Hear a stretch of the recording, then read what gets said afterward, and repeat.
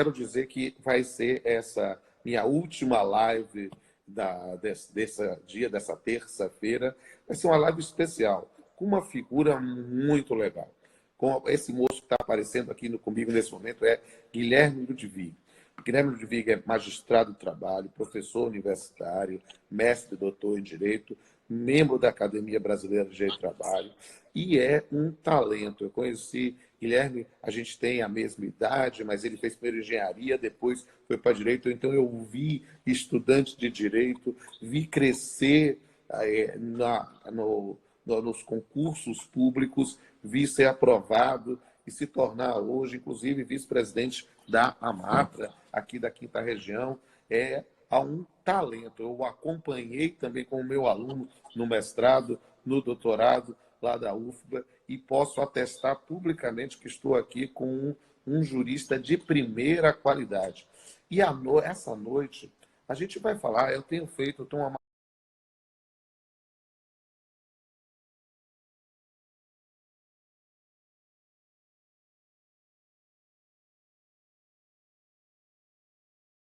maratona de lives. Estou perto agora da live número 100, estamos chegando aí, né? Nesse ponto, estamos com 98, eu acho, 97. Já perdi a conta, vou acertar amanhã, vou fazer uma postagem que possa ser comemorativa da 100ª live. Mas eu tenho feito várias lives. São lives trabalhistas, live na área de direito civil, na área de processual. Eu tenho vários campos. Essa minha característica política me permite conversar sobre muitas coisas. Só que hoje vai ser diferente. Nós vamos falar de trabalho, mas nós vamos falar de trabalho na perspectiva dessa interface do direito e arte. Nós vamos falar sobre direito e trabalho na visão ou na relação com o Poço. Aquele filme lá da Netflix está fazendo muito sucesso. E isso é já só uma introdução para todo mundo entrar. Mas primeiro, deixa eu saudar o meu entrevistado ou o meu companheiro de live. Guilherme, que bom te receber aqui no meu Instagram. Que maravilha, Rodolfo. Eu fico muito, muito feliz, né? Essa admiração que você disse sentir por mim, eu tenho certeza que é sincera, é recíproca, né? Você bem sabe disso, você é um querido amigo, é um colega professor, é um confrade muito caro da BDT, né? É um juiz, escritor, poeta, apresentador, cantor, boxer, nerd, meu mestre Jedi, entre tantas outras facetas. Então é uma satisfação muito grande poder dividir essa live com você e a gente tentar uma alternativa diferente de compreensão do fenômeno jurídico a partir dessa incursão no cinema, né? Tentar extrair de um filme determinados elementos que a gente consiga contextualizar dentro do fenômeno jurídico e a partir daí fazer algumas reflexões, né? Especialmente dentro do direito do trabalho. E essa é uma ideia sensacional, na minha opinião. Porque você sabe, eu fui trabalhar isso em sede de pós-doutorado, especificamente nas interfaces do direito e arte, e é interessantíssimo como uma obra artística, ela nos permite refletir e, às vezes, a compreender o sentido de determinadas regras da vida através da sensibilidade da arte. Sim. E este filme é um soco no estômago, né? A compreensão dele, a visão dele. A gente fica para quem está mais ou menos assim numa síndrome kafkaniana, né? Aquela coisa assim, no meio do processo ou da metamorfose. É uma angústia, né? A gente dá angústia mesmo, né? Angústia que lembra de Angst, de Heidegger, né? Quando passava ensinando para vocês. E na Angst, né? Em filosofia, é onde você pode obter, efetivamente, na angústia, o resultado, a reflexão. E que bom que eu estou tendo essa oportunidade de discutir essa perspectiva, né? O pessoal já está sugerindo, aceitamos sugestões, viu, gente? O pessoal está pedindo para fazer uma live sobre o filme Indústria Americana. Maravilha, outro maravilhoso. É outro grande filme. Outro a gente pode trabalhar muitas perspectivas para até tornar esse periódico. E tem conexão com esse. Sim. Tem uma conexão fina com esse. É verdade. E aí a gente pode trabalhar hoje. Então, hoje é o Poço, mas a gente pode marcar outras sessões de direito do trabalho e arte. Que Vamos falar maravilha. primeiro do filme, né? Vamos falar do filme. Nesse momento aqui na dinâmica da live, né, eu quero lhe passar a palavra para você falar um pouco sobre a produção É, do filme. Eu vi do começo ao fim, então, meus amigos, se vocês não viram, tem que estar preparados para spoilers, que a gente vai ter que dar spoiler, a gente vai é comentar necessário. isso, não É. tem jeito, né? Mas é um grande filme. E se você não viu, veja logo, né? Porque é um filme forte, tá? É aquele filme que você vê, talvez dá uma paradinha, respirada, depois lá, né? Acho que tem muitas coisas aqui. Vamos lá, Guilherme. Vamos falar Pois então do é. filme primeiro. É interessante a gente contextualizar um pouquinho essa questão do filme, porque muitas pessoas não assistiram e é bom que entendam a dinâmica, até para compreender o raciocínio que a gente vai inferir a partir daí, né? O El Hoyo, né, o Poço, ele é um filme espanhol de 2019 do gênero ficção científica, terror e suspense, né? É. Ele estreou aqui no Brasil agora em março de 2020, né? E na plataforma Netflix. Né? Então, basicamente, o que acontece é o seguinte: a trama se passa dentro de uma prisão. Essa prisão ela é disposta em centenas de andares e cada andar dessa prisão é uma cela que conta com 2 prisioneiros. Cada um desses prisioneiros, ao entrar na prisão, eles podem levar consigo um objeto à sua livre escolha. E é muito interessante observar os personagens a partir destes objetos, porque os objetos dizem muito sobre o caráter, sobre a perspectiva de vida, sobre o posicionamento desses personagens. Isso é muito importante dentro do filme, né? Essa prisão ela é denominada, e a gente descobre isso com o passar do filme, Centro Vertical de Autogestão, né? A primeira fala do filme, inclusive, ela é muito sintética do que seria essa prisão, que o Trimagazzi, né, que é aquele senhor, ele diz o seguinte: há 3 tipos de pessoas, as de cima, as de baixo e as que caem. E a lógica do filme está muito bem sintetizada nisso aí, né? No centro dessas celas, que são justapostas, uma por cima da outra, né, em vários andares, existe o tal poço, né, que é uma vala por onde desce uma plataforma. Nessa plataforma está a alimentação dos presos.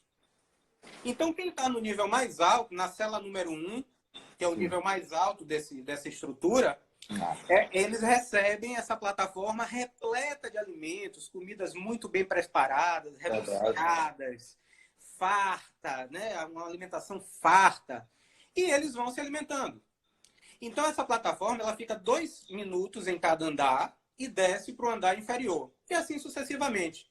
De modo que, nos andares inferiores, aqueles 2 prisioneiros vão receber apenas o que restar da alimentação dos andares de cima.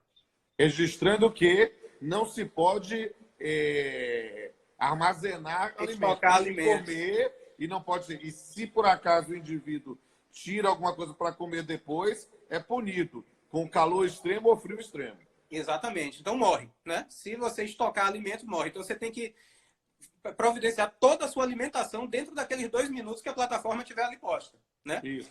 E o problema é o seguinte: na medida que os prisioneiros vão se alimentando com fartura, desperdiçando a comida, vai sobrando menos e menos para os andares de baixo, até que acabe tudo. Isso. E quando acaba tudo, só resta àqueles outros prisioneiros a opção bestial pelo canibalismo, né? Que é o limite extremo já no nível de loucura instalada pela fome, né? E só para completar esse cenário, que é o cenário onde o filme se desenvolve, de mês em mês, a cada 30 dias, essa dupla de prisioneiros, ela de andar. Pode mudar Muda de os nível. andares, para cima ou para para cima baixo, ou para baixo. ao arbítrio da prisão, da administração. Se for para cima, melhora a condição, porque vai ter mais acesso à alimentação. Se for para baixo, tá ferrado, né? Em outras palavras. Né? E aí, meus amigos, o que acontece é o seguinte: entra lá um sujeito chamado o Goreng, que é o nosso personagem principal, só que ele não entra como prisioneiro, ele entra voluntariamente. Não é isso, Rodolfo? Porque a gente ele não consegue nem entender por que ele resolveu fazer isso voluntariamente. Estou mudando aqui para ver que começou a cair uma chuva tão forte que aí que já está interferindo, né? Vou mudar de lugar aqui para poder ficar mais à vontade com vocês. Vamos lá. Tá certo. Então, realmente não dá para entender por que ele, apenas para deixar de fumar, resolve entrar numa situação daquela. Apesar de que ele também não tinha noção dos horrores que haviam dentro da prisão, né? Então ele vai para essa prisão com essa perspectiva de parar de fumar. Para fumar e ler Dom Quixote. Exatamente, por um período de 6 meses. E aí ele leva o Dom Quixote, que também é uma característica do perfil dele, né? Exato. O perfil utópico, o perfil de um sujeito sonhador, que quer mover os moinhos de vento, que quer lutar contra os moinhos de vento. Então tudo isso diz respeito a esse perfil inicial do nosso personagem principal, né? Uhum. E aí, a partir daí, existe uma evolução. Eu não sei se você também chegou a essa conclusão, Rodolfo. Existe uma evolução quase espiritual do personagem, Sim. de acordo com o contato que ele tem com os companheiros de cela que vão sucedendo, né? Isso. Então há um primeiro companheiro de cela, que é o Trimagasi, né? Que é aquele senhor que eu já me referi. Ele encontra esse Trimagasi nos níveis 48 e 171. O Trimagasi, né, na minha análise, ele pode representar a alegoria do racionalista, individualista e pragmático. Certo. É a razão individualista, ele pensa em si, e é pragmático. Ele pensa em resultados. Qual é o resultado que ele almeja? Sobreviver. Então, para sobreviver, ele adota a conduta necessária, sem emoção, sem sentimento, para garantir isso, né? Como ele diz sempre, é o óbvio. O óbvio. Então, ele é o operador. Veja só, veja a análise que a gente já vai começar a empreender aqui. Ele é o operador, que a gente pode chamar operador do direito, né, para fazer a nossa comparação. Mas ele é o operador que entende a regra, não contesta a contradição da estrutura e racionaliza uma estratégia apenas para a sua própria sobrevivência. Sensacional, genial. Ele age com objetividade e sem emoção. Tanto que tem uma hora muito interessante, muito sintomática, que o personagem principal, o Goreng, pergunta a ele: você crê em Deus? E aí ele responde: neste mês, sim. Neste mês, sim. Porque naquele mês ele está numa condição favorável, que não se repete adiante, né? E uma característica muito interessante desse racionalista individualista e pragmático é que ele rejeita o diálogo com os diversos níveis. Isso. Não nem dialoga para cima, com nem para baixo. Exatamente. Tanto que ele diz assim, ó, não chame os de baixo porque eles estão abaixo. Nem os de cima porque eles não vão responder. É verdade. Né? Então é o técnico, é a figura do técnico, né? Ali, bitolado na regra, e que vai seguir aquela regra adiante, não importa o que acontecer, porque ele quer sobreviver. Isso. Né? E é interessante a relação dele com o objeto que ele levou, que é uma faca. Eu só lembrava das facas Bunzo na hora. Exatamente. Mas a faca que corta tudo, né? Faz até reforma de casa. Só falta cortar a meia vivarina, né? Que aí é um paradoxo, né? Exatamente. Pois é, o objeto também diz muito sobre ele, né? A faca, né? É o instrumento que ele racionalmente vai utilizar para sobreviver naquele mundo cão, né? Especialmente nos andares de baixo. Né? E há uma frase muito interessante do personagem principal em relação a ele, isso já é um momento posterior, que eu também não vou avançar aqui muito na explicação, mas que o Goreng vira para ele e diz: eu quero te avisar, porque o Trimagasi ele tá agredindo ele de alguma forma, né? Que eu não vou esclarecer aqui como é. E aí ele diz: eu quero te avisar que eu responsabilizo você. Não o pessoal de cima, não esse nem mesmo a administração. Você é o responsável pelos seus atos. Na sua lógica individual. Eu só lembrei quando nós aulas de metodologia com vocês, quando eu botei vocês falando em Sartre, na ideia especificamente do projeto pessoal. Você é responsável pela sua conduta. Você é responsável pelo seu projeto de vida. Você é responsável pelo que você tenta fazer na minha vida. Exatamente. E pelo que cativa. Aqui o pessoal tá colaborando com a Churma. Estou deixando os comentários abertos, é sempre legal isso. E aí que foi interessante essa perspectiva. Foi digamos assim, a surpresa dele, né? Quando o Gorengue diz, eu estou aqui para receber um certificado, né? E ele disse, eu não tenho certificado, porque eu estava lá, na verdade, como uma sanção de ordem criminal, né? Exatamente. Exatamente. Ele se revolta com isso, né? Como eu vou ficar um ano, eu quero 2. Exato. Dois certificados. Porque ele disse que vai ficar 6 meses, né? O Gorengue, ele disse que eu vou ficar um ano, eu quero 2. É a lógica, né? A lógica. É a lógica racionalidade. racional. Bem, né? Bem colocado, bem colocado. Aí o Gorengue, com o passar do filme, ele tem encontro com um novo companheiro de cela, na verdade, uma nova companheira de cela. E aí Mogiri, né? Nos níveis 33 e 202. E Mogiri é um perfil diferente do Trimagasi, né? Ela, na minha visão, ela representa uma lógica solidária e otimista, né? Ela é uma pessoa otimista. E esse otimismo vai sendo alterado com o passar do tempo, claro. mas no momento inicial, ela prega a solidariedade, ela prega uma visão otimista da sociedade, que ela vai conseguir convencer a todos em torno de uma solução a partir de uma postura proativa, né? Ela acredita que a racionalidade e uma postura de alteridade, dizer, vamos juntos construir esse resultado, isso é importante, faz com que a sociedade possa mudar. O que também se aplica ao nosso âmbito normativo, né? Sim, a propósito, né? Então, e é sintomático que o objeto que ela tenha levado, já que ela pregava solidariedade, era um animal, um cachorro, né? Exatamente. Com o qual ela compartilhava a comida, inclusive. A própria comida, né? Ela praticava a solidariedade em desfavor dela própria, digamos assim, em desfavor entre aspas, lógico, né? Isso. E ela também traz um traço muito interessante, além dessa questão da solidariedade otimista, que é o seguinte, ela também revela que ela é funcionária da administração do posto há 25 anos e ela desconhecia os horrores que aconteciam dentro da prisão. Verdade. Né? Então, isso aí também demonstra um descolamento do executor da regra em relação ao destino do destinatário, ao destino daquele para quem a regra é pensada. Né?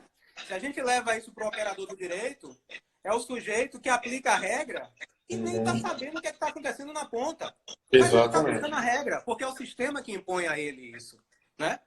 Então ela chega lá e fica chocada. Porque ela estava fazendo tudo direitinho lá em cima, não tinha nada disso. Exatamente. Ela entrevistava as pessoas. Mas ela teve um fato em sua vida que fez com que ela buscasse a realização através do próprio poço. Né? Pronto. Já faltando spoiler, ela teve uma doença e disse, agora eu vou participar disso. Compreender agora, que às vezes me soa nessas viradas copernicanas que às vezes nós temos na vida. A ideia de dizer, olha, tá tudo arrumadinho, tá tudo certinho, tá tudo dentro de um determinado modelo comportamental, mas isso não me realiza. Eu preciso buscar uma coisa diferente. E talvez buscar esse exercício de solidariedade, esse exercício de se importar com o outro, e às vezes de forma utópica, né? Se o primeiro personagem ele soa talvez com um reflexo de um racionalismo consumista, né? Ela surge como uma visão de solidariedade e proatividade que surge em uma certa tomada de consciência ou algum fato que muda a nossa vida. Sim. Eu estava pensando aqui, eu nem tinha refletido sobre isso na hora, mas agora, discutindo com você, né, a gente sempre vai trocando as... Claro. Poderia ser o Estado liberal para o Estado social? A passagem dos prisioneiros. O individualismo... Sim. A gente podia pensar para uma ideia de welfare state, né? Não quero nem usar a expressão social-democracia para não fazer, mas na ideia dessa mudança do racional puro do Estado liberal clássico para a compreensão de uma necessidade de solidariedade na visão original do Estado Social, sim. Exatamente. Perfeito. Exatamente. É.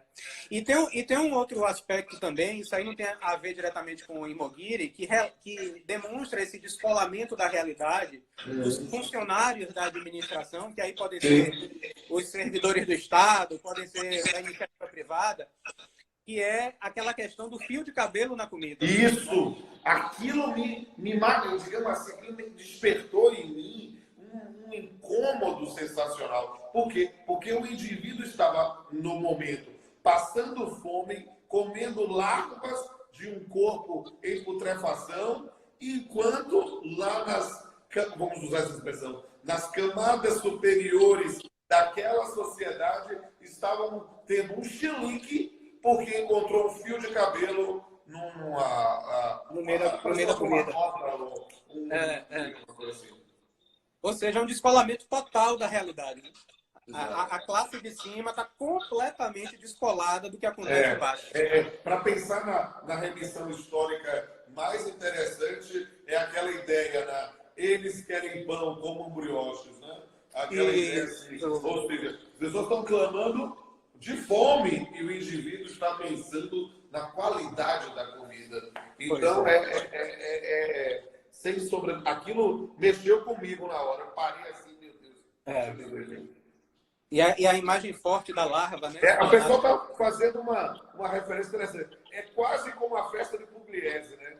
Já nesse mundo de BBBs, ou a ideia de que a pessoa entra numa anestesia social sem perceber o que é que está acontecendo. Está todo mundo isolado e o indivíduo quer fazer uma festa. É quase um delírio, né? Quase um delírio, né? É um delírio. Né? E aí o terceiro personagem. E o terceiro personagem é o Baharati, né? O Baharati, que ele encontra no nível 6, que é um nível bom. Um nível de relativa fartura de alimentação. Sim. E, na minha visão, esse Baharati, ele representa a crença no metafísico. Sim. A crença na fé religiosa dos homens, né? Sim. O projeto dele, na verdade, é alcançar cada vez mais o nível mais alto, que pode ser uma metáfora para o próprio céu, né? Ele quer alcançar o céu. E o objeto que ele leva é uma corda. É uma corda. Perfeito. Que é a síntese do propósito dele naquela estrutura social. De acender. Agora, e aí está dando spoiler, mas é uma imagem chocante e de certa forma, extremamente simbólica quando ele tenta subir a corda e, digamos assim, vai dar um spoiler mesmo, e o casal que lhe prometeu apoio literalmente defeca na cara dele. Exatamente, escatológico, né? Escatológico. E é escatológico nos dois sentidos da palavra. Sim, escatológico no sentido das peças, mas escatológico no sentido de fim do mundo mesmo. Ou seja, apocalipse mesmo, na ideia de pensar nessa, assim, uma analogia assim, sensacional. O cara está literalmente, vou usar a expressão, tá? Literalmente se cagando para você. Né? Exatamente. Então, isso, quando a gente sai da própria noção do choque do fato, mas para pensar na simbologia, é sensacional. Sim.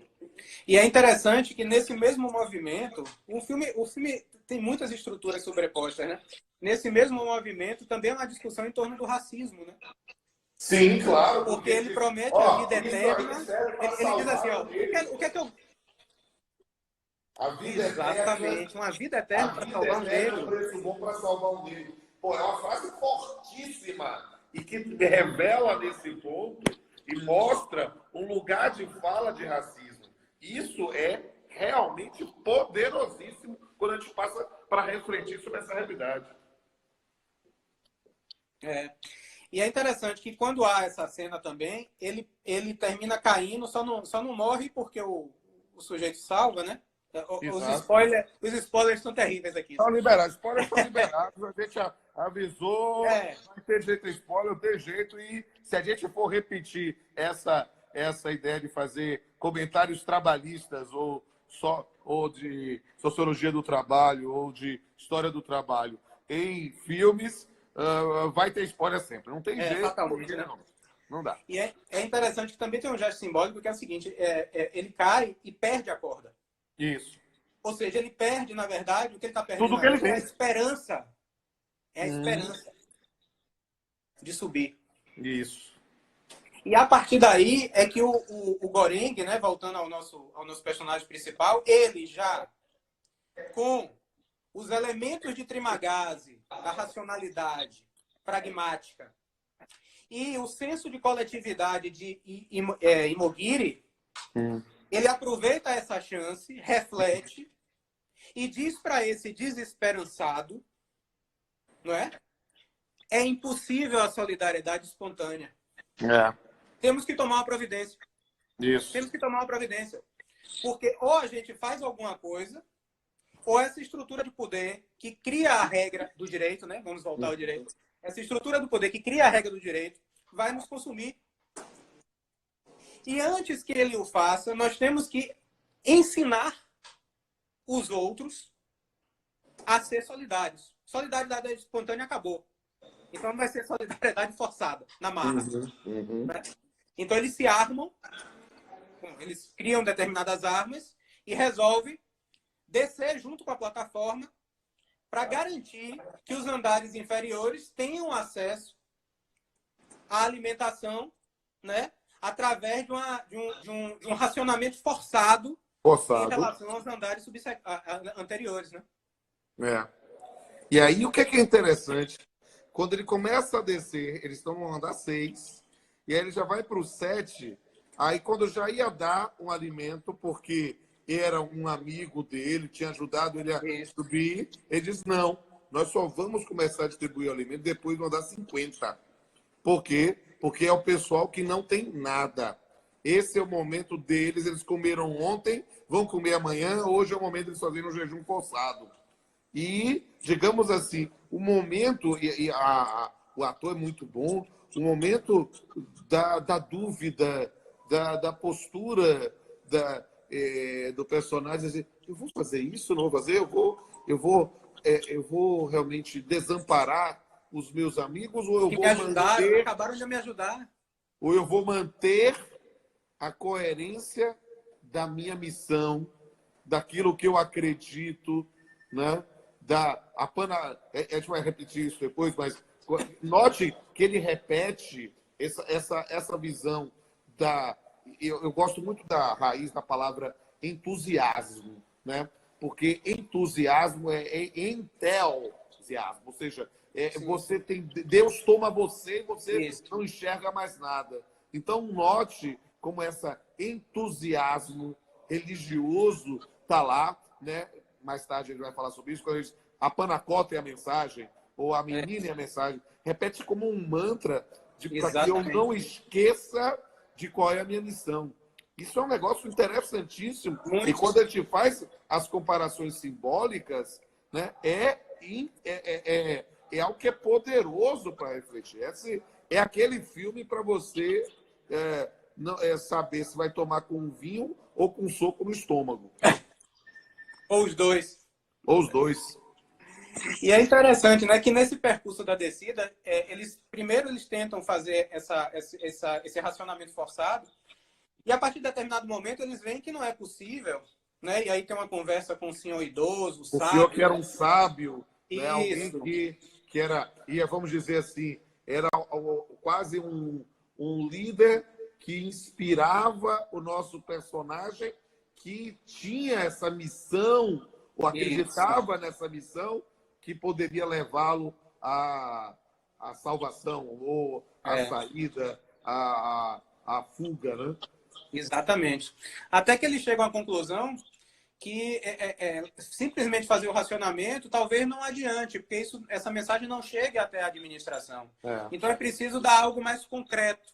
Exato. É preciso encaminhar uma mensagem. E o que é a mensagem? A mensagem é um alimento que vai chegar até o fundo do poço, literalmente, né? Literalmente, e vai subir de volta intacto, e a administração vai perceber, olha, o negócio aqui deu alguma questão diferente. Ah, Porque esse alimento está voltando.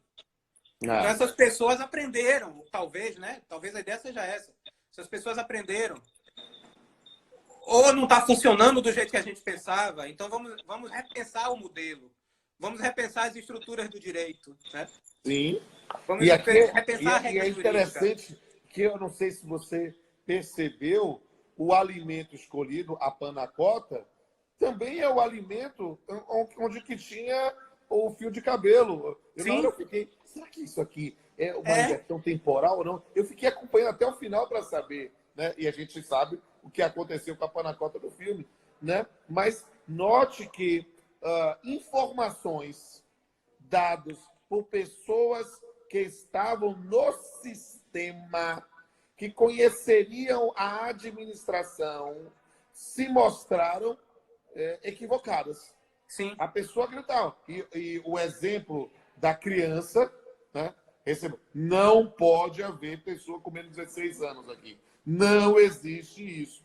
E o protagonista do filme, ele, porque ali há uma máxima da experiência de seguir a linha de quem conhece o sistema. A gente acredita, é um argumento de autoridade. Eu digo, olha, bem, exatamente. então eu vou acreditar. Ele incorpora isso.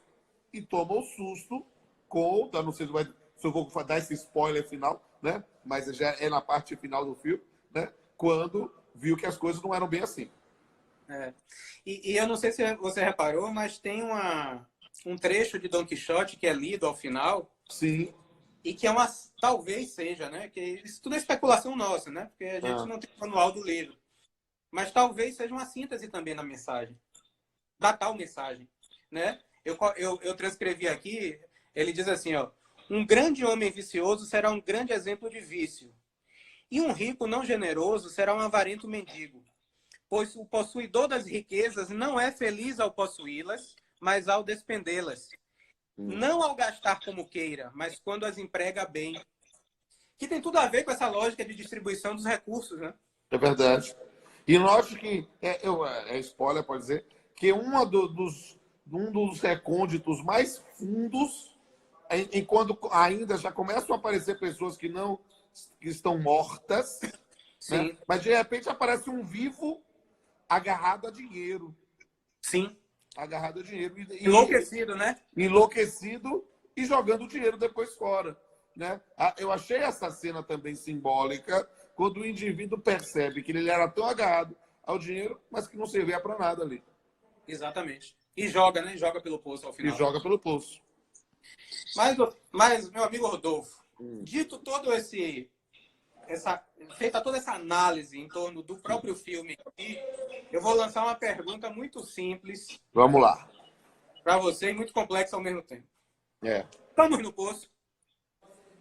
Eu acho que ainda não estamos no fundo do poço, mas acho que o poço é uma alegoria, né, muito interessante para a reflexão de uma sociedade que, se não está formalmente em castas, ela tem castas invisíveis Sim, que nos separam, né? A lógica de imaginar que temos pessoas que realmente estão se preocupando com o fio de cabelo na panacota, enquanto há pessoas que estão tentando sobreviver comendo vermes, né?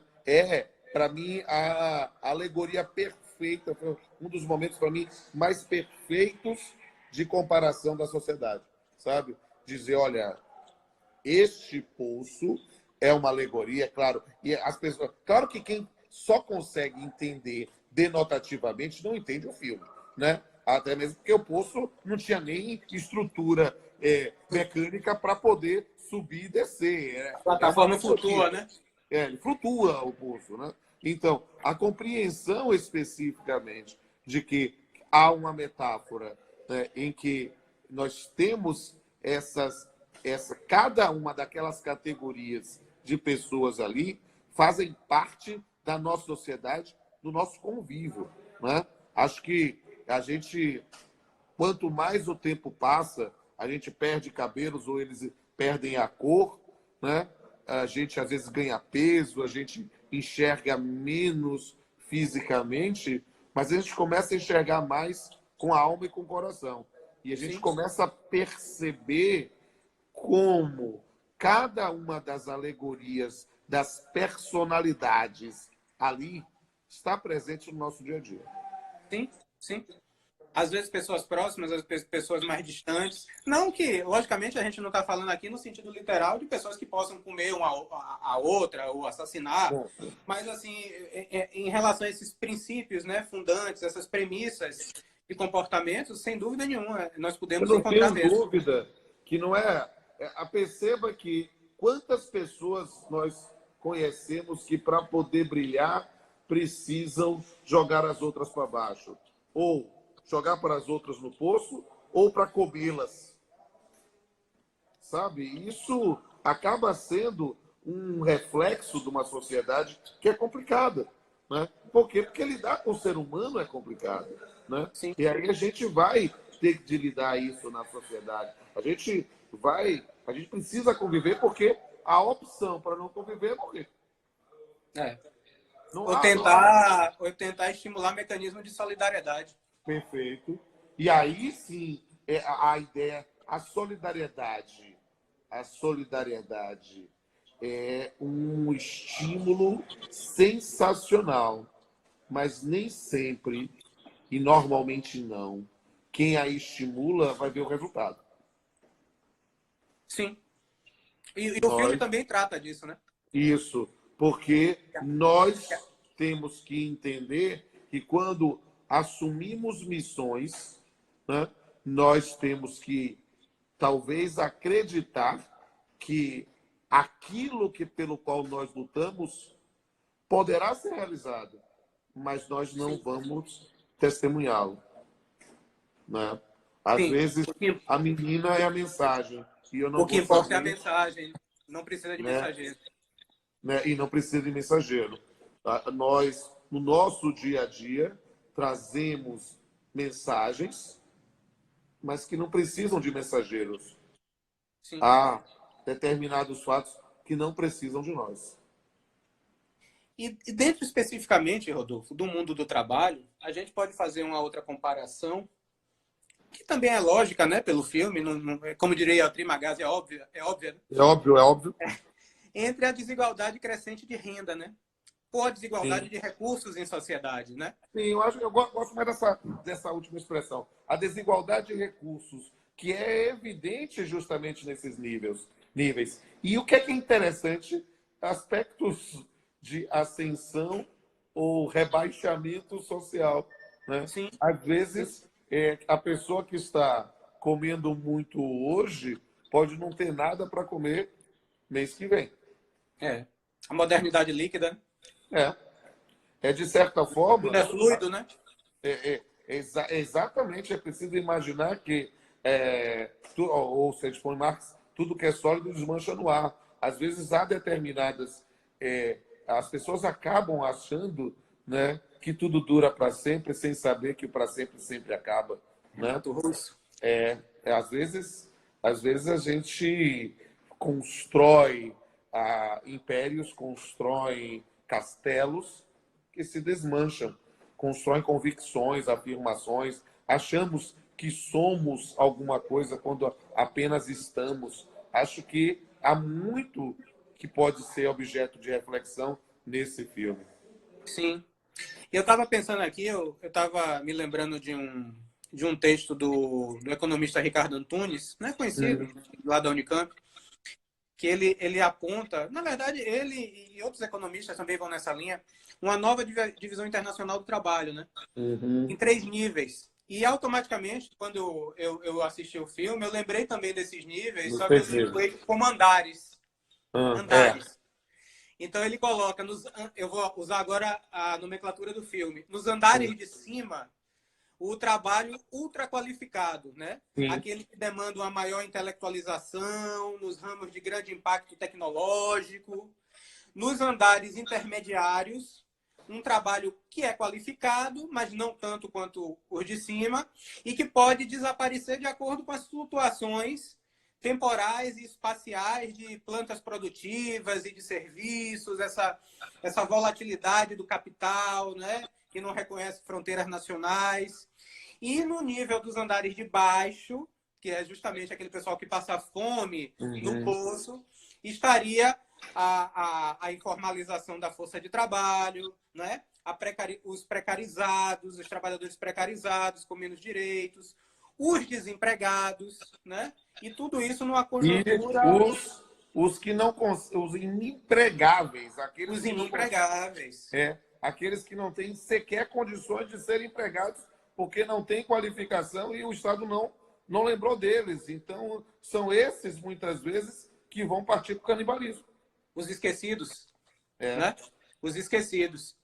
E quando você tem uma diversidade tão grande de uma classe trabalhadora, né? Uma classe trabalhadora fragmentada, ampla, complexa, né? Heterogênea, comparado àqueles moldes do século XIX, você vê que não há realmente uma possibilidade tão grande de mobilização pelas entidades sindicais. Eu estou aqui já puxando o direito do trabalho, né?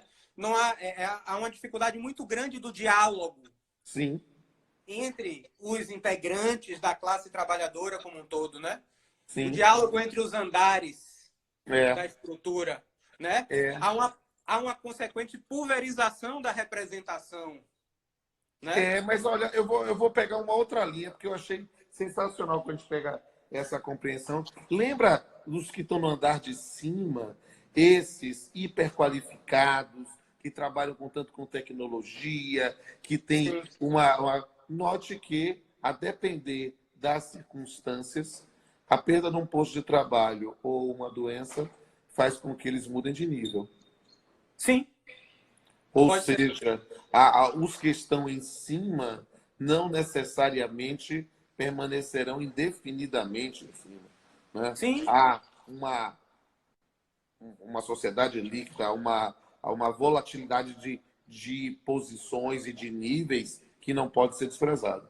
Sim. O próprio Harari, né? Naquelas 21 lições, que ele sustenta essa preponderância da inteligência artificial que pode reduzir os postos de trabalho, né, numa projeção futura. Ele diz isso em relação a esses hiperqualificados, né? Porque hoje a criatividade e o cuidado, eles demandam ainda o trabalho humano. Mas isso tudo pode ser aprendido pelos algoritmos com o passar do tempo. Isso. E pode chegar num determinado momento que até mesmo para essas funções que demandam uma especialidade maior do ser humano enquanto tal, pode ser substituído pela máquina. E ele vai cair. Ele vai e no cair. momento que ele cair, ele pode não ter aonde se alojar embaixo. E aí ele pode, na metáfora do poço, nem ficar embaixo, ele vai cair, literalmente. Sim. Ele cai no poço e se arrebenta lá embaixo. Pois é. Esse papo tá bom e a gente vai... Eu acho que eu vou pensar muito nessa noite em outras vertentes. Acho que tem muita coisa que a gente pode fazer. Mas tem que ter cuidado, que a gente já está falando há 43 minutos. Então, o papo está muito bom e a gente precisa ter esse cuidado. A experiência que eu tive aí, estou virando o rei das lives, né? Que quando chega uma hora a gente acaba caindo, né? E é chato ficar vai e volta. Então, eu quero dizer, na verdade, nesse momento aqui de um encaminhamento para o final, né? Registrar aqui publicamente a minha admiração por você mais uma vez. Muito mais gente entrou aqui na live. E dizer para todo mundo aí, siga aí Guilherme Ludwig aqui no Instagram. Quero bombando lá o Instagram dele. Me siga também, R. Pamplona Filho. Né? Essa live eu vou deixar disponível 24 horas aqui no Instagram e vou baixá-la no canal no YouTube, canal Pamplona, canal Papel Pamplona. Se alguém tiver alguma dificuldade de acessar, me manda uma mensagem box que eu mando os links para vocês. Mas, Greg, vamos aí fazer suas considerações finais nesse momento aí de arremate. Eu acho que, Rodolfo, só voltando a essa questão da Covid, né, ou entrando na questão da Covid, é interessante como essa pandemia até a professora Paola, na live passada, chamou a atenção disso, ela despertou a atenção de governo para os invisíveis. Uhum. Inclusive pelo estabelecimento dessa renda básica, né? É. A gente fala de um Aos programa de trabalhadores renda mínima há informais. muito tempo. A lógica do Corona Voucher é isso. A lógica do Corona Voucher, ou a ideia do bem lá, do benefício emergencial, é justamente entender que o sistema só se mantém tendo emprego, mas principalmente renda. Por quê? Porque se a gente não tiver pessoas para consumir, a sociedade vai se quebrar. A sociedade vai para o fundo do poço. E Sim. aí, perceber a necessidade de alimentar, a necessidade de que haja um mínimo de assistência, faz com que a gente possa ter a esperança de que no mês seguinte estejamos em outro nível. Embora traga sempre o medo de que em outros momentos nós possamos cair. E interessante como é uma intervenção estatal dentro de um governo que tende a uma política de austeridade fiscal, mais identificada com o neoliberalismo. Então, talvez, Rodolfo, talvez, nesse particular, fazendo a aproximação, a Covid seja a mensagem. Talvez. Se a menina é a mensagem, a Covid pode ser a mensagem. Alguém que mandou uma mensagem de algo somente foi mudado com o auxílio do uso da força. Gostaria que fizesse um paralelo com a realidade. Isso é um tema interessante, né? Porque perceba, o monopólio estatal da violência é um dos requisitos da Constituição do Estado. Mas nem tudo se soluciona na base da violência. A violência pode ser utilizada, mas perceba que é dentro de um determinado limite do que está estabelecido. Pois é. Meu amigo Rodolfo, eu gostaria agora, né, encerrando minhas considerações finais, realmente, gostaria muito de agradecer. Foi uma experiência prazerosíssima trocar essas ideias contigo. Você é uma pessoa extremamente inteligente e a conversa flui de uma forma muito natural e gostosa mesmo, né? A gente vai crescendo no diálogo, né? Trocando essas ideias. Gostaria também de agradecer ao nosso auditório, né? Presente, aos nossos colegas, professores, juízes, acadêmicos da BDT, os estudantes, advogados, Ministério Público, servidores, auditores, enfim, todo o auditório. Fazer um registro especial, não a conheço, mas como foi a sua jurisdição? O pessoal falou dos advogados de Bom Jesus da Lapa. Muito presentes, bem. Então, quero mandar um abraço. Eu ainda não conheço Bom Jesus da Lapa, mas um dia ainda vou lá. Né? Vale a pena. Sem sombra de dúvida, é a prestigiar. Eu sempre digo, eu sempre volto a Teixeira de Freitas, que foi a minha primeira titularidade. É muito longe, mas foi uma cidade que eu fui muito bem tratado, gosto muito. Teixeira, Eunápolis, Ilhéus. Então, a gente sempre guarda com carinho, porque você que também teve essa oportunidade, está tendo ainda, de ser juiz no interior do Estado, eu sempre digo que um juiz, quando sai de uma comarca, né, ele pode deixar duas coisas, ou saudade ou alívio. Né? Eu tenho certeza que você deixou saudade nas jurisdições onde atuou, e eu dou esse testemunho público também. Fico feliz com isso. E é recíproco mesmo. Eu tenho muito boas lembranças de lá de Bom Jesus da Lapa, né? É um pessoal muito bom. Foi uma experiência muito feliz minha e agora estou tendo uma nova experiência em Conceição do Paipé também. Exatamente. Né?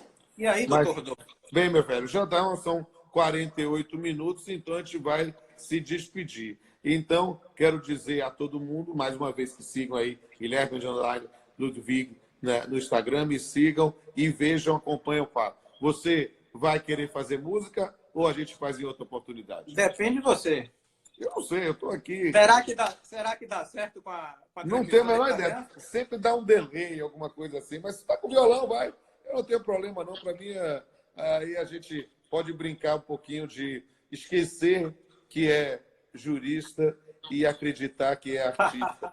Porque, na verdade, o direito é fundamental à sociedade, mas antes dele é a arte. Vamos lá. Vamos tentar. Vamos lá. Não sei a letra, viu? Então você vai tocar o quê? Vai tocar em dó? Não, Vou tem tocar sol. em sol, em sol. Tô vendo aqui. Vem aí sua mão. Ok.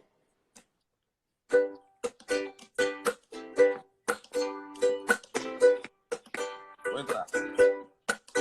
When the night has come